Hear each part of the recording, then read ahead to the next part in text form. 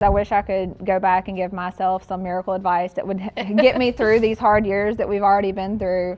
But unfortunately, patience is the only answer that I have, because really knowledge just comes with time and experience and failures. Lots and lots of failing, honestly.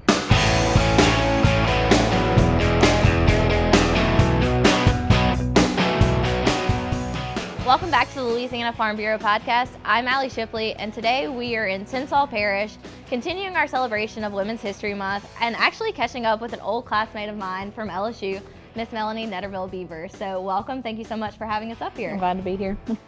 So Melanie, why don't you, I kind of alluded to, obviously there was an ag business degree in there, but why don't you tell us a little bit about first where we are and what this place is and kind of what's going on around us. Well, we're at my family's farm in Tensas Parish right now. It's in Waterproof, Louisiana. And my husband and I, we farm together, pretty much 50-50 in everything. And we started farming here 3 years ago when we actually got married here in this barn. And it's been an interesting ride ever since then. I guess my journey in agriculture has been, like anybody's, unique. But I went into ag business probably, 2 years into college. So I didn't even realize you didn't start there. I know. So I actually, funny enough, wanted to go into media for agriculture. And here you are. You're still doing media for agriculture. That was the thought process. And then I guess shortly into college, I realized I really wanted to be more boots on the ground. I loved working outside. I told my mom for years that I was like, I just want to put on my boots every day and go to work and nobody bother me. And it just kind of turned out that way where I was like, okay, well, I'll go into ag business. So swapped to ag business and kind of went that route for a little while. I worked on the farm at LSU, out on Ben-Hur, and kind of fell in a little bit more with the outside work, and kind of graduated into the agronomics. I had a job with the research station for a little while. And there was some extension work in there somewhere, right? That opened my eyes a lot more to row crop farming. My family actually owned this ground, my whole life. And I always thought how cool would it be to farm it. I did not know where to start. And thankfully, somewhere along the way, I met Cody, and we kind of realized that we wanted the same life. And we ended up getting married while I was working in extension and working on my master's degree in agronomy, and it kind of pulled me just further down into the rabbit hole of row crops. And I now officially work on the farm full time every day of my life. We do have some cows thrown in there a little bit, but mostly we promise not to make you count them. Focus on corn, cotton, and sometimes soybean farming. Soybeans can be a sensitive subject sometimes, but they're valid. So we farm, 3,200 acres together with our farm partner, Jack Daly. And we farm in Franklin and in Tensas Parish. And that's kind of been a small glimpse into my journey into ag, I guess. I feel like you're downplaying your part into it a little bit, but I think it's definitely the perfect stage for both you and Cody's life and this farming operation. Yeah, that's how it started. I mean, it just going in from, it felt like a creeping your way into it. And then, once agriculture just kind of gets its hooks in you, like it's just there. And then it's in your blood and just kind of part of you. And I definitely feel that. I feel like you fast-tracked through a lot of it, so I'm going to make you break it down a little bit because I feel like you don't think it's substantial. I think it's important, and maybe somebody that's just starting out is listening and doesn't know exactly where they are in that. So you grew up in Tensas Parish, yes? Correct. So I grew up in a family farming situation, correct? Yes. So my family never. I guess they farmed maybe years ago, but we bought this land and we sharecropped it. So we never were directly involved in the farming of it. Thought it was cool, always wanted to be a part of it, had no clue how to, do that myself. I just, I never saw anybody start from the beginning. A lot of people around here, this is an old farming community, it's people that have been in this a long time. You don't see the new and beginning farmers as much. Because it's hard. Yes, it is very difficult. You learn every lesson the hard way. New farming is 100%. If you want to learn hard lessons, like that's the best profession you can go into. While this podcast is all about you, and we're going to focus on you, I do want to talk about Cody a little bit. Because he is also part of this operation, he is a full-time farmer as well. Did his family farm generationally, or was he new into it too? New and beginning farmer as well. He had his grandfather did farm, and then skipped a generation, and then he started farming with his great uncle. His grandfather had passed away, so he didn't get the chance to farm with him. But he farmed a little bit with his great uncle, and then that went into farming with his neighbor, Mr. Jack. And so he's been on a farm since he was 14 years old. But still started out. But as far as like officially starting out, I mean, it's really weird, definition of new and beginning farmers. Awesome. But he did have some more experience, or a few more years of experience than maybe some people that are braver than even I am on really taking it on. A leap of faith. Yes. So thankfully he did have some background experience in this, because it would have been more of a nightmare if he hadn't. Right. And y'all are both from this part of the world, but y'all did not date. And so, yes, we are from rival parishes. So I love to phrase it like that, because it really sets up our relationship for what it is. I went to Tensas Academy, he went to Franklin Academy, and it was a very typical rival high school. I knew who he was, but we never really knew each other, and then we ended up meeting down the road at like a farming convention type thing, and I was there looking for internships.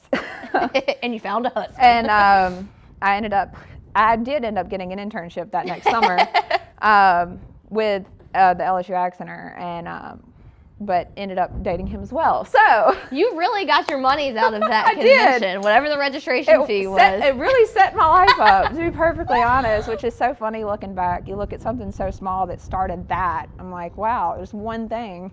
But let's talk a little bit about that life. I feel like you're leading into it great, because you've kind of touched on it a little bit, but you are a full-time producer, on the you put your boots on every day and go to work and get left alone in your tractor somewhat. Yes. And that is something that is like, I wish that was like not something so abnormal. I wish that, there was more women that had, a camera in front of them showing that they're doing this kind of stuff.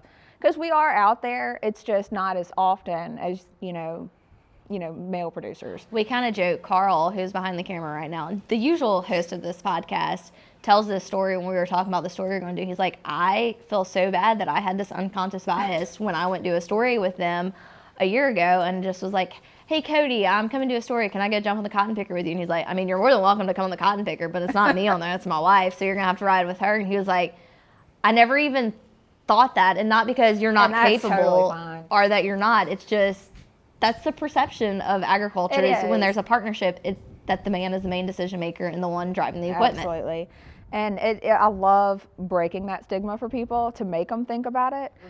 However, I don't get offended, because, I mean, what kind of person would I be if I was offended by that? You would not be in this line of work if you were easily offended. I mean, like, how on earth would you know that? A lot of people just don't even assume I'm on the farm at all, or they'll ask, do you have a job? Are you keeping the books? I feel like that's not an important like that, part that of really it. But is a really big question for me, and I'm like, actually, I struggle with the books. Funny enough, with our ag business degrees here, he teaches me how to do the books more so than anything. We will not tell Dr. Delaverta. We have definitely a 50-50 partnership and everything. I'll say, if there's anything we're uneven in, it's like he does have more mechanical knowledge than I have, and he's better on the marketing, and I'm better on the agronomics, and it works out that way.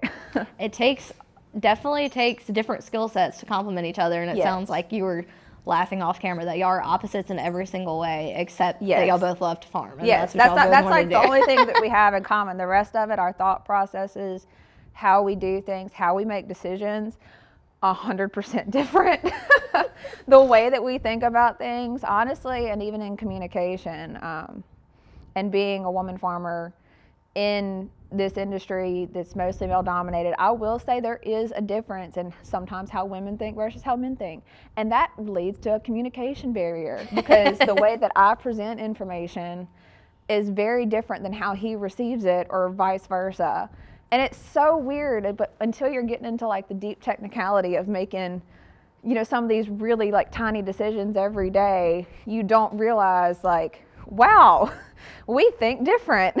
Me and my husband argue in the house, and we don't work together all day. So I can only imagine if we work together all day. We have one of our landowners likes to joke with us about, do you want me to bring you some boxing gloves for the turn row? Like, that sounds pretty fitting. And I think I mentioned that earlier. I do feel like our arguments lead to an averaged out decision, because sometimes we're on opposite ends of the spectrum and we meet in the middle, and that helps make a better decision, I feel like. Because he would be making one decision if I wasn't there, and I'd be making one if he wasn't there, and so we always end up meeting in the middle on most things, and that helps. It's a true partnership, and that y'all are both weighing in on the decisions that are made, and it's not just There's not very many decisions that get made without us making a phone call to one or the other. Now, we also do joke about, you never see us together on the farm. We're almost always separate for multiple purposes. One, efficiency, you know, why we don't need two people to do the same job. But another one being is we work better separate. So I do have to call him when we need to, you know, make a decision together. It usually ends up with us on the phone all day. But regardless, it's easier if we stay separate. Can definitely understand that. Just from a marriage perspective. We also get more done, but you know, our relationship benefits from the separation as well. We know y'all really like each other. I feel like we need to tell our viewers they really like each other. We do. We absolutely do like each other, or else I would not do this with him every day. It's love, for sure. This is a difficult profession. Not necessarily just because of the work, but it's just it's, you know, Farm Bureau deals with this every day, the risk, and there's no mitigating the risk. No day is the same. You know, no year is the same. No challenge is the same. No market prices are the same. No crop year is the same. Nothing is ever, it's always interesting. You never know what you're going to get into. But we try to mitigate risk as much as we can in every way that we can, you know. And you're obviously doing a very good job, because y'all have a very successful farming operation. Well, y'all know what y'all are doing, and the partnership is working for sure. Yes, well, we'd like to think so. It's well, from the outside looking in, it sure looks so. Well, we like to keep it that way. Let's talk about, you kind of just joked that no year is the same, no season is the same, and honestly, no day is the same in agriculture. No, not at all. And especially for you, can you just kind of tell somebody, maybe a woman who kind of like you just wants to wear their boots all day or is interested in maybe pursuing a career as a producer? Yes. What a typical day looks like for you, and I know they're all different, but maybe today or in this season that we're in and planning, what your daily task as a woman producer looks like, or just as a producer. Well, so it can look different every single day. Sometimes I am the one driving the equipment, and sometimes I'm kicked off of it. Right now I'm 7 months pregnant, so you can't tell. So I'm kicked off. Thank you. I was able to drive the cotton picker for my first trimester, and now I'm in my third trimester, and I'm not necessarily on the planter as much as I used to be. So especially being a woman in there, you've got to understand that there's going to be some kinks thrown in there for what you're going to do every day. But me personally, every day, you know, you get to wake up whenever, you know, you feel like it. Sometimes it has to be at 3 o'clock in the morning. We've done that here at this farm, where me and Cody did shift work, where he planted until 11 and I planted from 11 to 3 a.m. and then he got back on at 3:30 or 4 a.m.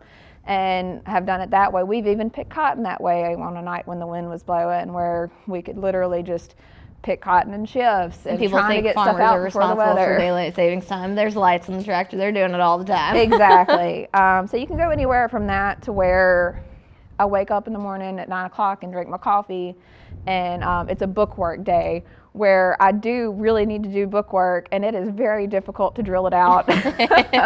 And it's, you know, can be miserable going through numbers when the numbers don't look great. to like really, really happy days when, you know, you're having the yields of your life, you know, sitting on a cotton picker and like thinking, wow, we actually managed to make this work. Or hearing your corn yields come back and it's like, okay, this actually worked out all right. All that hard work that we did actually paid off.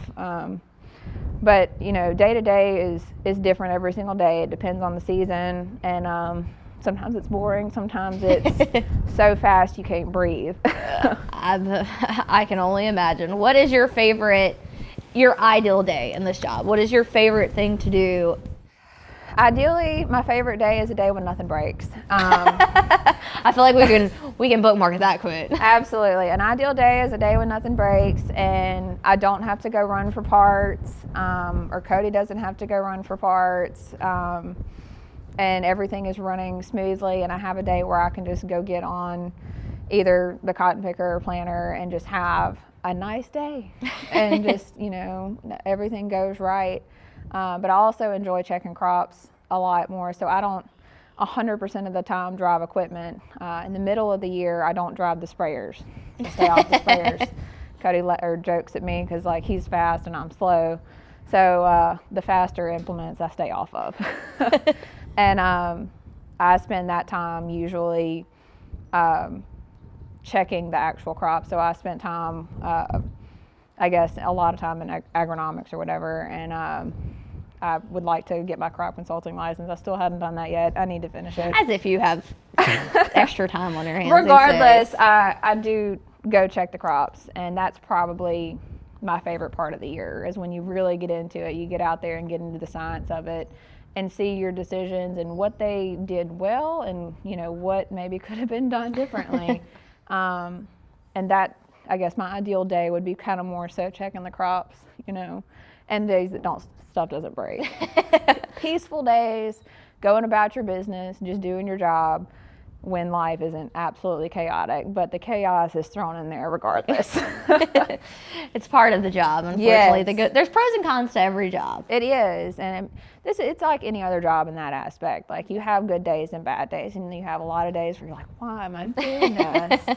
You know, with farming, sometimes you have to add the why am I doing this, because why you're not making any money. Right. But so that is a little bit different there, because sometimes you really have to be like, well, I guess I'm doing this because I love it, because it's not because of the money. It's not the paycheck at the end of the day. No. I would like for it to be because of that. I'd like for it to be because I love my job and the paycheck. But right now, it's a little bit one-sided.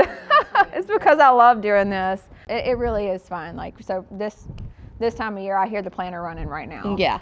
And me and Cody, we were joking about us making the decisions together and that we even each other out. Well, when we go to set a planter, it takes all day. I mean, not a lot of people have to take that much time, maybe because they're better at it than I am. But also, we're just very, very particular. Or maybe you just know too much with that agronomy background. You know too much. Knowing too much can be like a huge hindrance, because like we've honestly lost time over knowing too much. I have like a soil thermometer that I keep in my truck, and I'm like, the soil is not quite the right temperature. I don't know if this is a good idea. I know the peak temperature. Oh God, I mean, it's just the more you know, the more stressed out you can be sometimes. But I think that balance is probably where one of those situations that balance comes in. Because like we really even each other out on that too. You got to send it with a prayer sometimes. Yes. And that's something that we've struggled less with that this year than any other year, because like first couple years of us farming together, we were really trying to be very detailed on our decisions on like when we wanted to spray or when we wanted to start planting or when we wanted to do whatever. Well, that costs you time. So sometimes you have to start things when it is not ideal, and that pains me physically. But I think that kind of goes back to being a young producer. Those are things that you have to learn. You learn the hard way. You can learn way. It in a textbook, and you can learn it in school so much, but actually applying that out in the field. And you don't find that out until you're doing it yourself, unfortunately. People can tell you whatever they want to tell you and have the best advice and best intentions. And to be honest, you're not going to learn that lesson until you've done it yourself. And I hate to break it to you, but motherhood is going to be quite similar. I know. Oh my gosh, I'm not even ready. Yes, you are. You're going to do great. I feel like it's been such a journey already. We were talking about that earlier. I feel like I've been pregnant forever.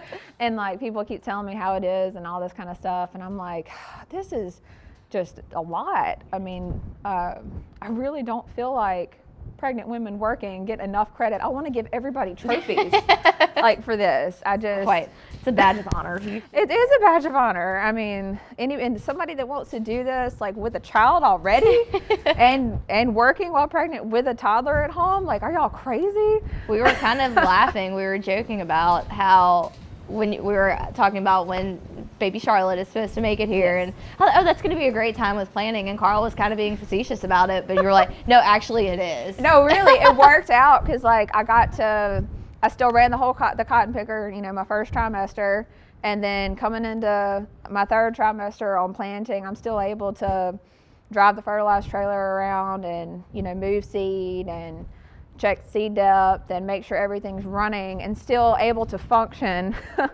through hopefully the whole planting season. I mean, we still got a ways to go, but hopefully I'll be able to manage that all the way through cotton planting, and then peacefully I'll be able to have a baby, when all that's over with.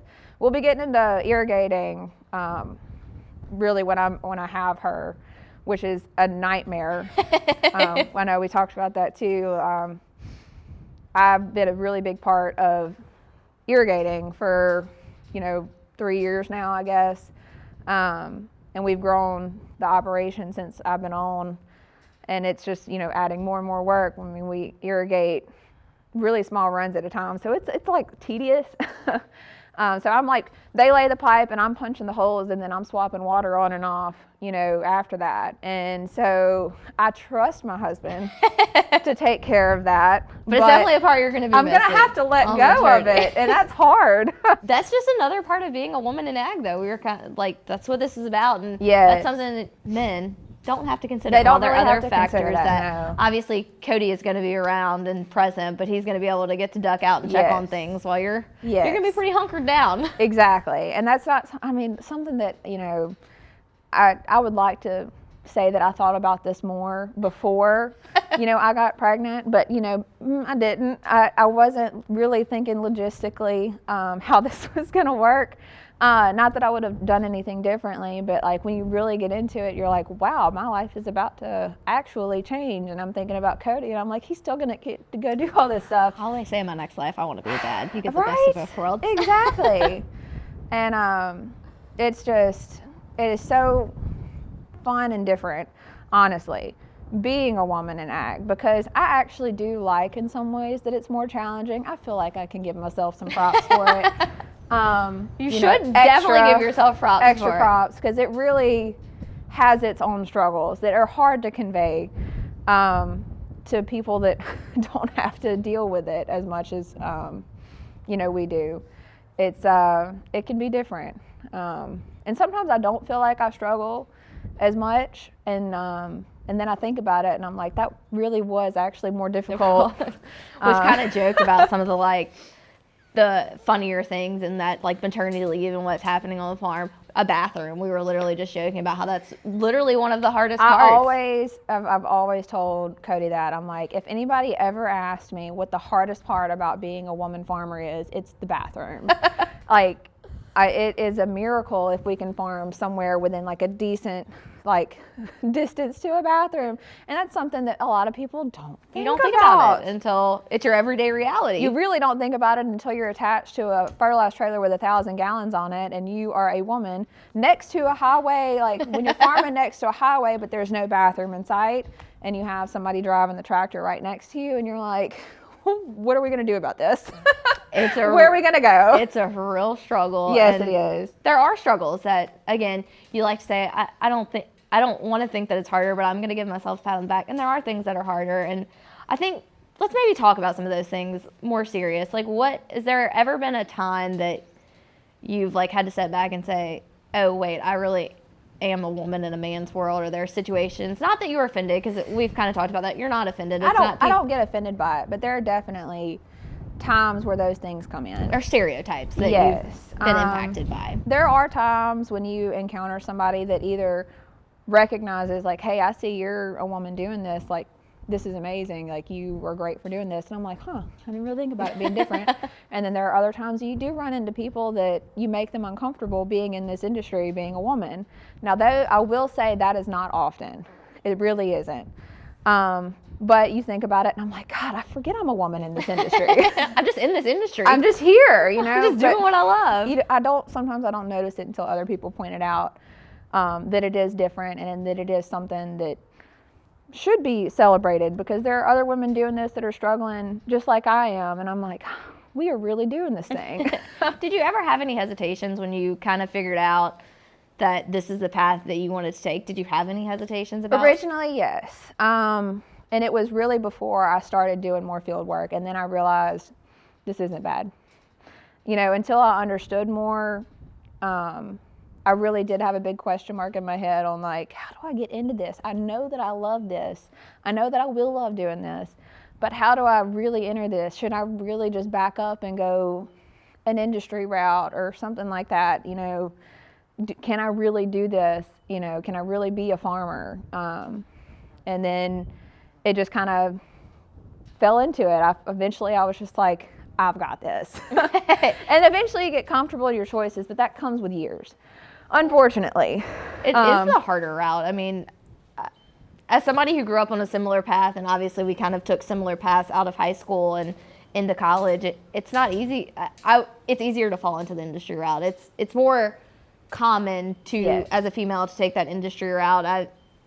I'm sure if I wanted to go home and farm, my dad would hesitantly take me back, but that's probably not because I'm a female. It's more of a personality difference there. But I want to commend you on starting farming is hard, and we kind of alluded, yes, to that. This is not an easy thing for you to jump in, and I've talked about that with my father. Like, he's like, I don't know how you start. The capital that it takes to get invested, yes, is hard. Yes, it is. And well, all you got to do is go to a bank, and then they walk you through it. And then, you know, you may still not know how it all works, and you're in the middle of it and realizing you have a huge crop lawn, and you're like, well, I'm here. I hope it's a good year. But that is the more complicated part of it, is where do you start? Now, once you've started, there's always help. You know, you can always ask questions, but the hardest part is, how does this start? And I did have Cody, like, I have got to give a lot of credit to him, because he really got the start before I came in on it. He had started farming by himself a little bit a couple years before we got married, and so he really took the brunt of it, thankfully. But as far as expanding the operation, that's something that me and him experienced together. And you're probably going to take the brunt of motherhood, parenthood. So exactly. It'll even out there. Yeah. You take that bullet, I got this one. It's a great.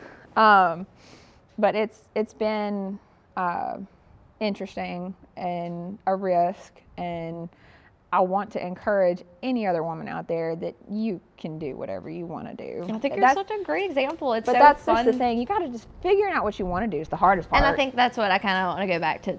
The industry route is not an easier route. I love what I do, and I'm exactly where I'm supposed to be. And I think it takes all kinds and all places to make this industry go round. Yeah. And I'm so glad that you figured out where you wanted to be in it, and you did what it took, because it's not easy, and it's definitely a harder route. Yes, it's different. In terms of a leap of faith. I mean, there are aspects of it where really there is a little bit of a difference with men and women, where I have to do things a little bit different physically, right? That could be slower. You know, sometimes I make a step stool into my truck I never even thought to about grab that. stuff. I mean, it's little things that I address. Like, I have a whole pack of like leverage tools in my truck so that like I can turn things and do things myself. A cheater pipe is like, I have to have one at all times just in case. Like, basically anything for leverage you can use.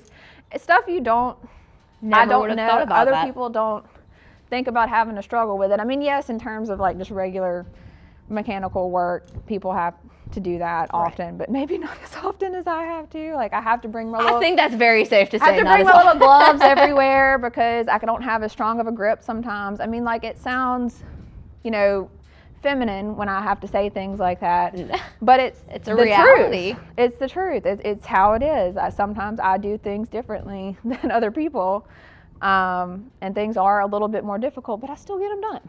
That's so funny. I think that's such a interesting perspective into being a Yes. woman in a man, not in a man's world. And I hate to say that because the ag know industry what is you very mean. nice, and everybody, it's not the I norm. love to talk about it. Look, I really don't get the opportunity to discuss this as much as I would like, because, you know, I don't have as many, you know, people like me up here. I know I've met through Farm Bureau a lot of women that are entering into farming and ranching and stuff like that, and that's been like a godsend. I want to hold on to those people, but Yeah. they don't live near me. I was about to say, I guess that's not even a part we've kind of touched on, but it's such an important thing. It's just It's very difficult to connect. to relate with people who are in Yes. similar situations, because it is so unique about not going, hey, what are we doing for the bathroom during harvest, or what are we, like, you don't have that. And I know. mean, we joke about the men at coffee shops in the morning, like that's what they're doing. They're relating to people who are in similar Yes. situations, and there's not as large of a group of people to have that network with as a woman Absolutely. producer. And there can be a gap there too as well. You know, people don't always assume that I'm the one that they could call and ask some of these questions as well. I have my people that will call me for sure and talk and ask questions, and we'll chat. But Cody definitely is the one that gets most of the calls on chatting on stuff, and I have to ask him secondhand. I'm like, well, did you ask this? Did you ask this? And sometimes he has to call back and he says, my wife said. They don't ask the details, men, I've learned. I know. It's like, my husband will tell me news, and I'm like, well, what about this? He's like, I don't know, I didn't ask. That's just what they told me. I So know. that phone game. I was about to say that we should probably start a support group for y'all, but I feel like in ways, that's kind of what Farm Bureau is. It is. And when you have the time to be a part of it, it is extremely, extremely worth it. Young Farmer and Ranchers, we really met a lot of people that I felt like were going through the same struggles as us, that, you know, like you said, at the coffee shop, you may not run into those people because they've been doing this for a while, or their dad, their grandpa, or whatever, been doing this for years. And sometimes you run into those people in Young Farmer and Ranchers that they're just as clueless as we are. And that's refreshing. Absolutely refreshing. And I always get to meet more of the women that are doing some things. Right. And like I said, I wish I could connect more with them, but I mean, we really have been so busy. It's not like you have anything going on running a farming operation I about to know. welcome Well, a child in the world. Exactly.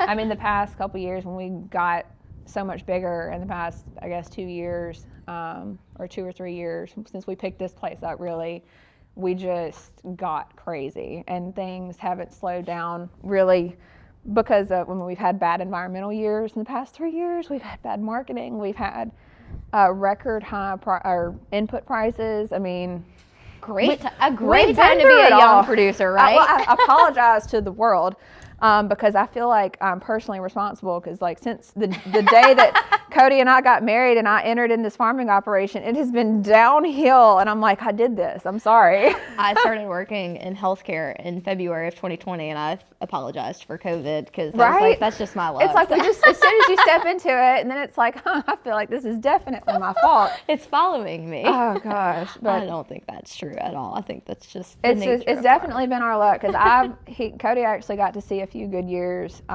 before I came on, and I have seen nothing but bad. Last year was probably my favorite and least favorite year. Favorite because I really felt like our operation ran smooth. You know, we had good yields, like we had something to be proud of. But I mean, just like any other farmer out there, we didn't get anything for all of our hard work, and it just is depressing. Not one thing, it's the other. Yes, absolutely. But you have to like hang on to those things that make it worth it. So I hang on to my little yields from last year that I'm proud of, and you know, all of our hard work that we did, because if I didn't hang on to that, I would be crazy right now. And it's going to work out. It always works out. Absolutely. Y'all are exactly where y'all are supposed to be, so it's going to continue to work out so that y'all are able to continue to do this. Yes. And y'all are learning. That's the and goal. It's part of it. And All I can do is pray every day that I'm going to get to wake up and keep doing this. You know, and especially now having a baby on the way, I want to show her this, and she may hate farming.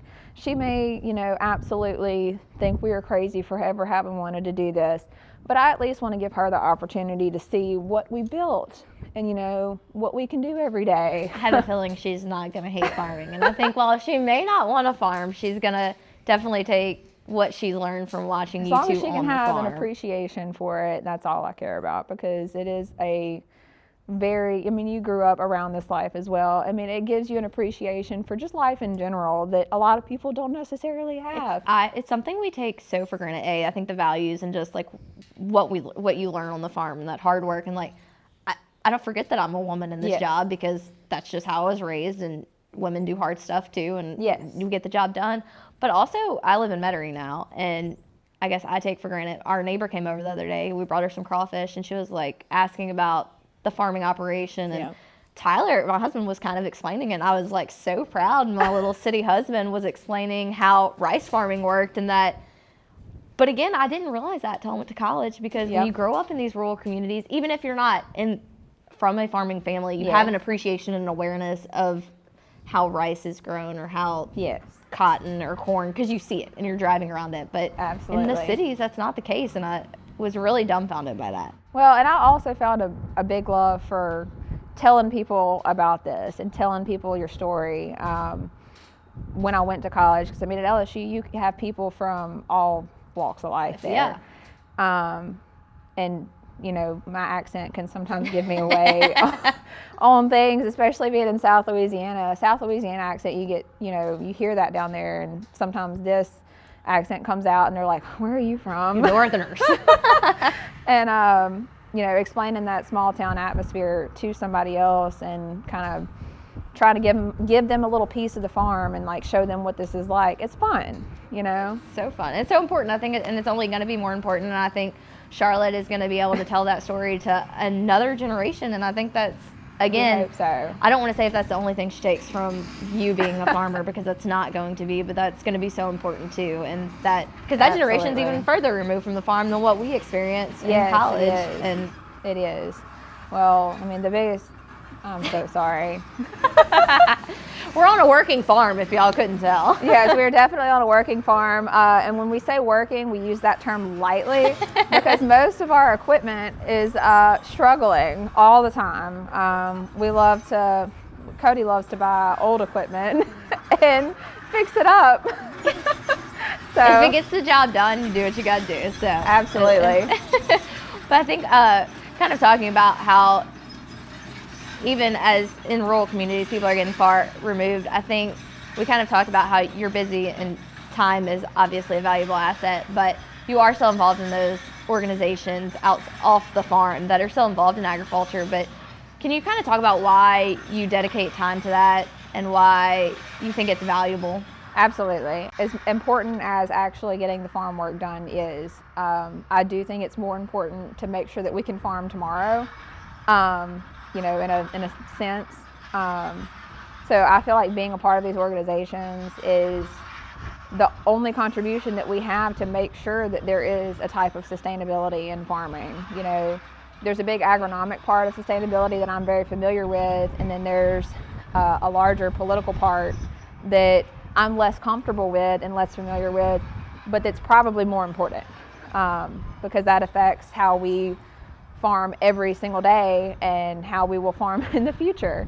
So I do really feel like all of these organizations that advocate for farming and, you know, support producers, whether that's in Washington or just in any kind of government setting, or supporting research or anything like that. Very important for farmers to contribute whatever valuable time that you have to these organizations, because it's what keeps us going. And I'm as guilty as anybody for wanting to tell Cody, like, we don't have time to do that. Like, I really would like for you to go do that, and that's amazing and everything, but like, we need to get this irrigated today, or we need to get this planted today, or something like that. But he's actually better than I am even about giving his time to these organizations, and that's something I would probably like to dedicate more time to in the future. You know, and I always say, well, if we had a better year, I'd get more involved. And we just haven't had a good year since I've been on the farm yet. I do think that that is extremely important to anybody that's farming now, whether you're a young farmer or an old farmer. It's something that we need contribution to, and we need our thoughts out there. Otherwise, it's somebody else, having their opinion. I feel like we can drop the mic, stop the camera. We've just bagged a Farm Bureau commercial here. I think you've articulated why we think Farm Bureau is so valuable. And we can just go home. I think we're done. I think you've done our job for us, and we're just going to go take that tagline home with us. I'll take a check now. But I'm just joking. I think we are here for Women's History Month. So before we go, because I think that's an excellent stopping point, and you've talked so well about everything, and have honestly, just by sharing your story and what you do and what's on the farm, you've probably empowered so many women to maybe take that leap of faith, or to say, you know what, I can do this. I didn't see myself in that, but by looking at you, I know that I can do this. Is there anything that we haven't touched on, or is there anything that you haven't got to say that you would want Charlotte to know in 20 years, or any woman in ag that's considering going into the industry? Is there anything you want them to know? That's $1 million question. Because I wish I could go back and give myself some miracle advice that would get me through these hard years that we've already been through. But unfortunately, patience is the only answer that I have, because really knowledge just comes with time and experience and failures. Lots and lots of failing, honestly. The more you fail, the more you're doing and the more you're learning. And that really does sound cliche, but it really is the truth. So maybe the best advice I can offer somebody is, if you're struggling, you're doing the right thing. You're learning something, and you're going to get better because you're struggling. At least that's the best advice I can tell myself right now to keep my sanity in this crazy ag world that we're in right now, of uncertainty anyway. But I guess trying to keep a good team around you would probably be another thing. And not being afraid to communicate and get involved in a conversation, because just because you're a woman in ag doesn't mean you don't belong here as much as anybody else. It can be difficult to find your community and find your people that you can talk to, but just keep trying, for sure. Well, Melanie, I know we're talking about ag and being a woman in ag, but I have to tell you, I think you're going to be a great mother, and this is going to come very naturally, because just the advice you gave there, I know is going to be great for Charlotte too. And I hope Collins takes something from watching this episode today too, one day when she understands what's being said, because I think it's a good time to be having little girls, and that women like you are showing them that they can be anything that they want to be when they grow up. I can't wait to bring her into all this. I really can't. I just thank you so much for taking the time out of your busy schedule and bearing with us 7 months pregnant. That's a lot of talking. I remember those days, and that there's no room left for the breathing. There's lack of lung capacity this whole time. I promise nobody could tell, and you've done so great. And we just, again, really appreciate you taking the time to talk with us, and for being such a strong woman in ag and being a voice for women in the industry and for Louisiana agriculture as a whole. If you're interested in learning more about the Young Farmers and Ranchers program, the Louisiana Farm Bureau Federation, or anything else that we've talked about today, we'll have links in our show notes, so be sure to check those out. Thank you for joining us for this episode of the Louisiana Farm Bureau Podcast.